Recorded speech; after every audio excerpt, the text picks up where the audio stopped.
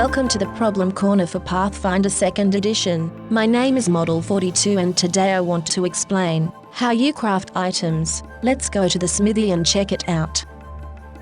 Crafting in Pathfinder 1st Edition was a nightmare of calculation and rules, though with 2nd Edition, they made it as easy as it can possibly be, though there are some rules we have to keep in mind. First up, crafting can only be done if you are trained or better in the skill, crafting, and you will need the following skill feats to craft, depending on the type of item you are going to produce: alchemical crafting for potions, poisons, and other alchemical items, snare crafting for crafting snares and traps, and magical crafting for magical items of all kinds, including, but not limited to, weapons and armor. You can only craft during your downtime with this manipulate activity, which takes at least 4 days of time.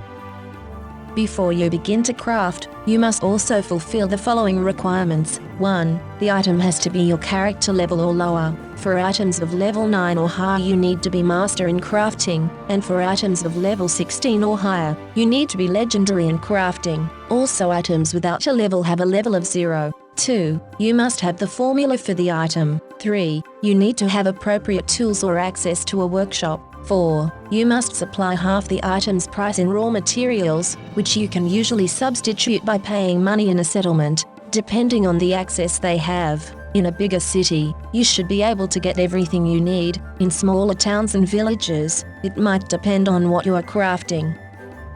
With that in mind, you declare to work for 4 days and at the end attempt a crafting check, with a DC determined by the DM. Usually you use the level-based DC on page 503 in the core rulebook, or on screen. You pay and use the materials only after your check is made, or can just pay the full item's price up front to immediately create, or buy, the item. The reason for that is simple: your degree of success alters the amount you pay, like so.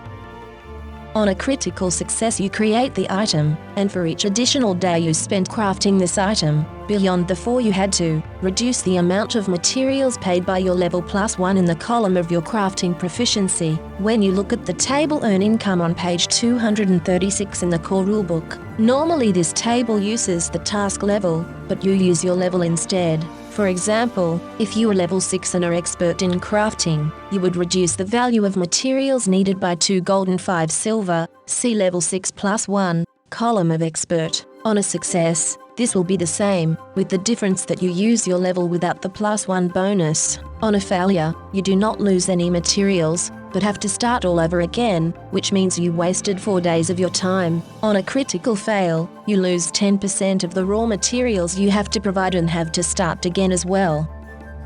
That is pretty much it. If you craft consumables you can create up to 4 at the same time, but have to include the complete raw materials of the amount you want to create at the beginning of crafting, but only make 1 check for all 1 to 4 pieces. For non-magical ones, like normal arrows or bolts, you can create up to 10 at once, depending on the size of bulk you can buy, which you can see in the weapon table for ranged weapons. Another thing to keep in mind, though it will rarely come up, some items have different levels, and each level has their own formula. For example, if you have the formula for a bag of holding type 1, you cannot craft a bag of holding type 2, since both of them have a different level, and different costs associated with that.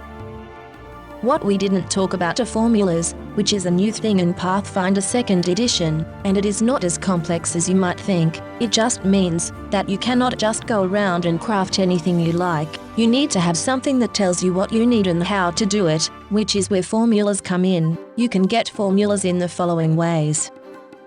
1. You can buy most in big cities, though formulas of uncommon and rare items are much harder to come by, and possibly cannot be bought ever, unless maybe in an expensive auction of a lord or so. The price of the formula is depending on the item level, which you can see on screen, or on page 293 of the core rulebook. 2. You can ask an NPC to copy you the formula they own for the same price as you would buy them, which can lead to some nice role-playing. 3. You can copy it yourself by spending 1 hour and writing it down in your own formula book, which you can buy in town, or you can make a crafting check to create a copy, using the rules we talked about earlier.